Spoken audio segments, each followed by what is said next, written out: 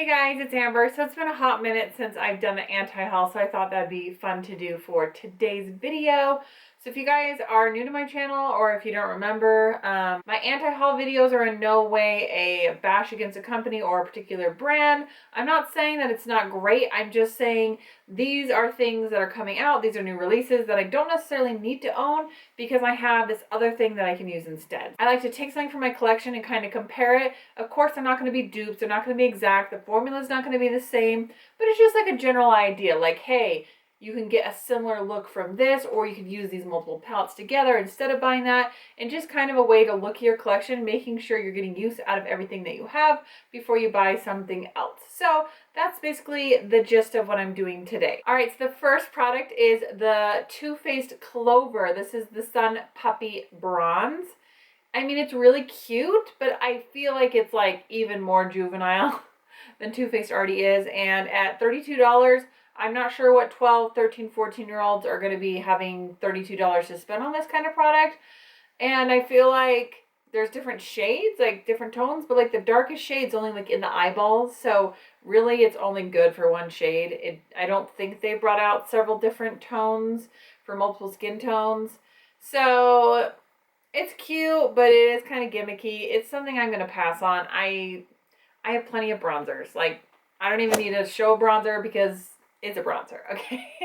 All right, so the next palette is the Anastasia Amrezy palette. It is $49. And when I looked at this, I was like, you know what? It's kind of modern renaissance with a pop of blue. Now, once I saw it in person, I did realize that the glitters are very beautiful. They are very pressed glitters. And so I thought, what do I have that kind of has a pinky purpley glittery to it? So I do have this Athena palette. This is Bad Habit. It is discontinued. I don't think they have this brand anymore, but I still have this. It is a dupe for a Huda Beauty palette. So if you have that one, I know the swatches aren't exactly the same, but if you take this pink and these pinks, and it has those two like kind of tan shades, these pinky reds in here, and then you mix it with some of these purpley glitters in there. And look, this has some of those same orangey tones as well.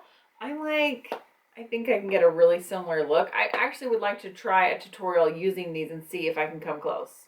Let me know if you guys want to see that. The only thing it's basically missing is a pop of blue, but what palette doesn't have a pop of blue? I mean, so many palettes are just like a little pop of blue, and yeah, it's not a color that I would probably be using a ton. I've got blues in my collection I could use instead, so I'm alright passing, although it is really pretty.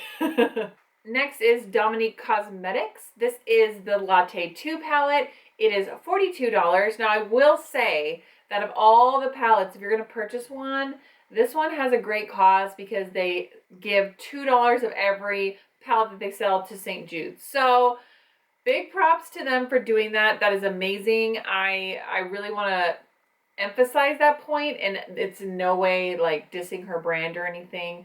But when I looked at this palette, it is really, really neutral with a little bit of a pop of a light teal. And actually, you might not even think about this. There's so many bright colors in this palette, but if you say you cover up like these ones right here and you go for this neutral row, you got that blue right here. I mean, this is a very pigmented orange, but you know, if you sheared it out a little bit, you know, get rid of these ones, you've got that little bit of pink, nix the green, like you could probably get a very similar look. Obviously, this palette I think is more expensive than that one, but the point of it is that I already own it, so I'm good. All right, next is a Viseart palette. This is the Paris Edit, and it is $39, which I feel like is cheap for Viseart. Am I wrong? Like, I was pretty shocked about the price on that, but it had a lot of kind of like rosy, cool tone neutrals, and I honestly forgot that I even had this palette. This is the Lorac Pro Mega Pro 3, but when you look at this like area right up in here with those kind of like purpley, dusty, plummy tones, I was like, you know what? I bet I could get a very similar look. And again, this is something I already have. I'm already not getting enough use out of this, so I would be better off just pulling this out and kind of recreating some of those looks with something I've already got. All right, this palette, the Born This Way Natural Nudes, this is a very beautiful palette. It's $45. I will say that I like the layout of this palette. I like how they have the pan set up, and I like that there's lots of glitter in it. It looks like really like beautiful. When it comes down to it, it has like mostly all transition shades and one brown and then glitter. And I'm like, you know what? I'm sure I have a lot of those. This palette isn't super similar, this Tate Beauty palette, because it's got the pinks and the oranges. But if I'm just looking at some of those really neutral colors and then the glitter, I feel like I can get a glittery, shimmery eye with some neutrals, and I have a ton of neutrals.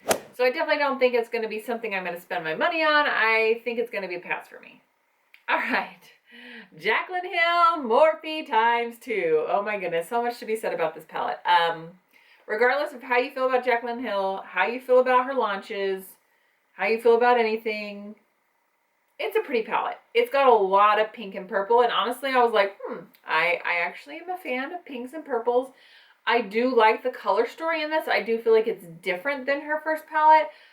You know, minus those first couple rows where there's going to be overlap, which she mentioned in her reveal video, saying that she wanted there to be similar transition colors, but they're all different shades. But I do have the original. I feel like some of these shades could be interchangeable. For those really hot pink purpley shades, I have this Alyssa Edwards palette. This is a fairly new purchase for me. And I've got some of these shades that I feel like if I mix together, and some golds, and I got these peachy ones and a black, like I feel like I could probably create a lot of those shades.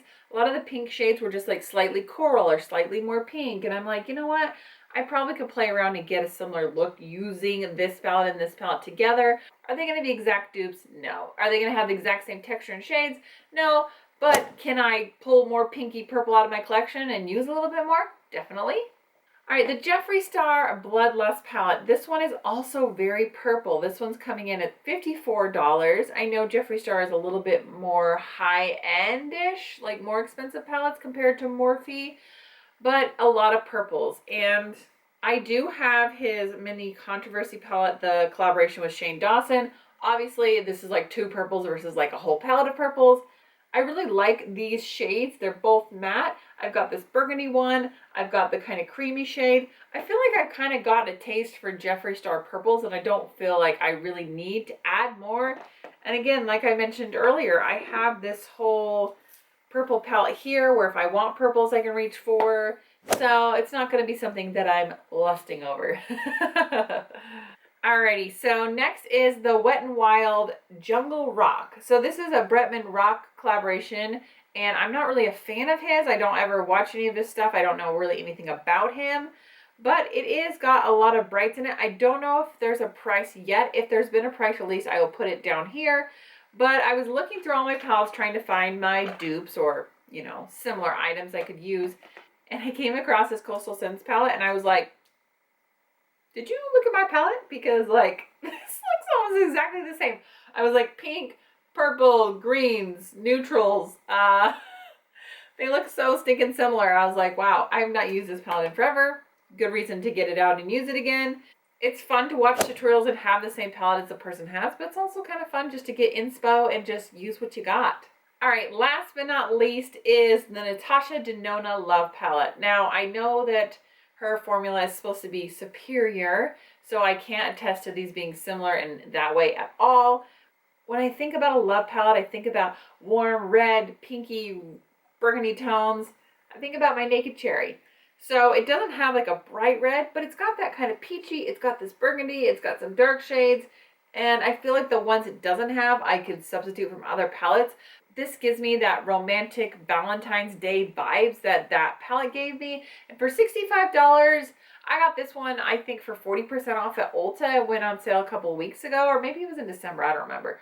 But anyway, I got this for a steal, and for $65, I would just rather use this. So that is my short and sweet little anti-haul. These videos are always take me forever to edit, which is why I haven't filmed one in so long, because I've just been so busy. So I thought I would just make it short and sweet and share a few new things that have been coming out and my thoughts on them. So I'll put the totals of everything I would have saved if I didn't buy any of this down below. You can see how fast it adds up. I mean, it's a palette here or there, but if you're buying one week, suddenly you're like, oh, I spent $300+. Did I need it? I don't really think so. But, you know, to each their own. Some of these things that I mentioned may be your holy grail items. They might be top on your list, and that's totally fine. There's nothing wrong with that. I mean, hello, I have way more makeup than I need to own, so I'm not here to judge anybody. I'm just telling you these are the things that I'm going to be passing on, and these are the things I'm going to be using instead. Thank you guys so much for watching, and I'll see you guys next time. Bye!